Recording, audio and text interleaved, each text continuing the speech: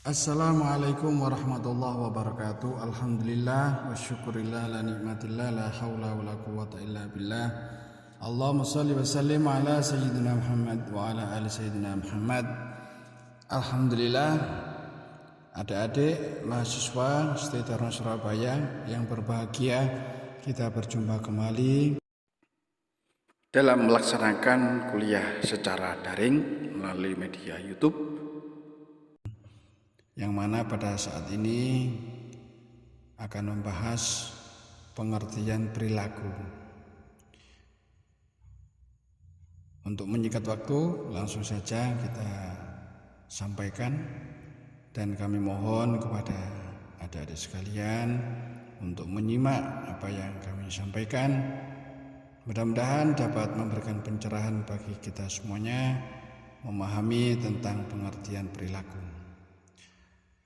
Pengertian perilaku adalah tindakan ataupun aktivitas dari manusia itu sendiri yang mempunyai bentangan arti yang sangat luas.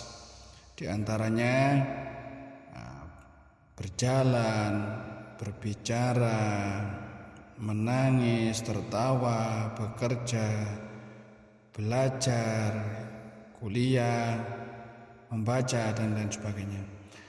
Dari uraian tersebut bisa disimpulkan bahwa perilaku manusia adalah apa?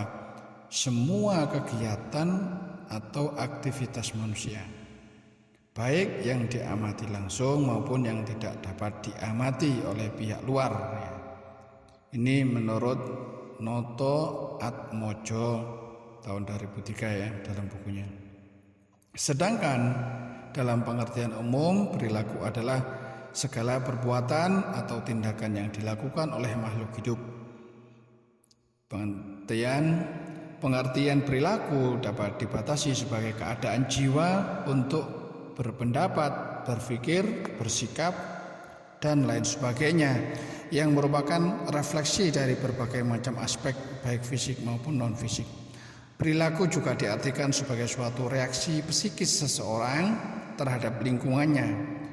Reaksi yang dimaksud digolongkan menjadi dua. Yang pertama, reaksi bentuk pasif atau tanpa tindakan nyata atau konkret. Dan kedua, dalam bentuk aktif, ya, dengan tindakan yang konkret. Tentunya banyak juga para ahli memiliki pandangan masing-masing, berbeda-beda ya pandangan para ahli tentang pengertian perilaku ini. Nah, ini ada beberapa pengertian menurut para ahli yang ada pada bidangnya masing-masing. Yang pertama, menurut Ensiklopedia Amerika. Menurut Ensiklopedia Amerika, perilaku diartikan sebagai suatu aksi dan reaksi organisme terhadap lingkungannya. Maka hal ini berarti bahwa perilaku baru akan terwujud bila ada sesuatu yang diperlukan untuk menimbulkan tanggapan yang disebut rangsangan. Dengan demikian, maka suatu rangsangan tertentu akan menghasilkan perilaku tertentu pula. Ini menurut Robert W. Quick pada tahun 1972. Dan yang kedua, menyatakan bahwa perilaku adalah tindakan atau perbuatan suatu organisme yang dapat diamati dan bahkan dipelajari. Dan yang ketiga, menurut Skinner, seperti yang dikutip oleh Noto Atmojo dalam bukunya tahun 2003, merumuskan bahwa perilaku merupakan respon atau reaksi seseorang terhadap stimulus atau rangsangan dari luar. Oleh karena perilaku ini terjadi melalui proses adanya stimulus terhadap organisme dan kemudian organisme tersebut merespon, maka teori Skinner ini disebut teori SOR atau stimulus organisme respon, SOR. Dan yang keempat, menurut Heri Purwanto, perilaku adalah pandangan-pandangan atau perasaan yang disertai kecenderungan untuk bertindak sesuai sikap objek tadi. Sementara menurut Patty Kokopio, perilaku adalah evaluasi umum yang dibuat manusia terhadap dirinya sendiri, objek atau isu. Menurut Chief Bogardus, Lapire, Mead, dan Gordon Allport, menurut kelompok pemikiran ini, sikap merupakan semacam kesiapan untuk bereaksi terhadap suatu objek dengan cara-cara tertentu. Dapat dikatakan bahwa kesiapan yang dimaksudkan merupakan merupakan kecenderungan yang potensial untuk bereaksi dengan cara tertentu apabila individu dihadapkan pada suatu stimulus yang menghendaki adanya respon. Sementara menurut Louis Thurston, Francis Likert, dan Charles Osgood, menurut mereka bahwasanya perilaku adalah suatu bentuk evaluasi atau reaksi perasaan ya. Berarti sikap seseorang terhadap sesuatu objek adalah perasaan mendukung atau memihak, favorable ya, maupun perasaan tidak mendukung atau tidak memihak, unfavorable, pada objek tersebut.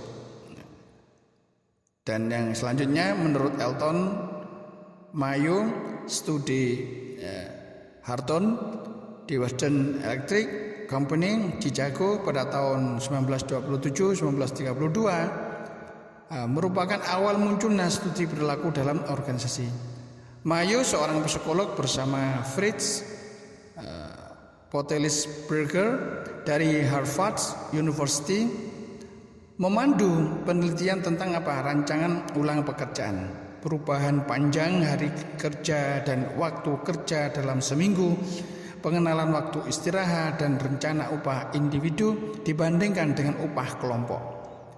Sementara menurut Reward dan Reinforcement, menurut pendapat mereka tingkah laku seseorang senantiasa didasarkan pada kondisi, yaitu tindakan, mengenal atau memikirkan seseorang terlibat langsung dalam situasi itu dan memperoleh insight untuk memecahkan masalah. Sementara menurut Chester Barnard dalam karyanya The Function of the Executive menekankan agar organisasi dan individu dapat berhasil. Organisasi atau individu tersebut harus mengembangkan kerjasama. Barnard menekankan pentingnya pengakuan terhadap adanya organisasi formal. Barnard merupakan orang pertama yang memperlakukan organisasi sebagai suatu sistem. Menurut Parker Follett, keduanya memfokuskan studinya pada hubungan antara atasan dan bawahan. Follett meletakkan kelompok di atas individu. Melalui kelompok kemampuan individu dapat dimaksimalkan, organisasi ditentukan oleh kerjasama atasan dengan bawahan dengan meningkatkan partisipasi, termasuk meningkat komunikasi, koordinasi, dan pembagian wewenang. Sementara menurut Frederick Herzberg, sama halnya seperti Maslow, Herzberg dalam studinya juga mengembangkan konsep-konsep motivasi yang mana merupakan penentu utama munculnya motivasi, yaitu kondisi tempat kerja, upah, kualitas pengawasan dan pengakuan, promosi, dan peningkatan profesionalisme. Ini beberapa pengertian perilaku yang disampaikan oleh para psikolog ya. Tentunya perilaku ini sangat penting kita pelajari, di mana masing-masing pelaku di dalam menghadapi suatu objek yang dihadapinya ini berbeda-beda. Dari sinilah mudah-mudahan adik-adik sekalian, para mahasiswa dapat sedikitnya menambah wawasan tentang pengertian perilaku. Kurang lebihnya mohon maaf. Assalamualaikum warahmatullahi wabarakatuh.